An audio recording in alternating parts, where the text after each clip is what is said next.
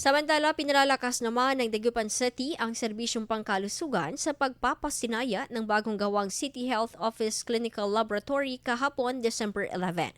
Kasama sa aktibidad ang pagbabasbas ng pasilidad bilang hudyat ng pinalawak na serbisyo para sa mga residente.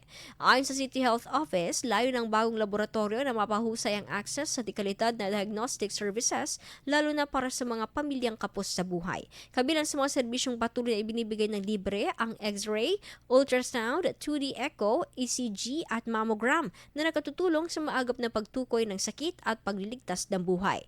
Tiniyak naman ng pamunuan ng panglungsod na ang pagpapagawa sa pasilidad ay naaayon sa safety at operational standards upang maging mas epesyente ang diagnostic procedures. IFM News. IFM News. IFM News.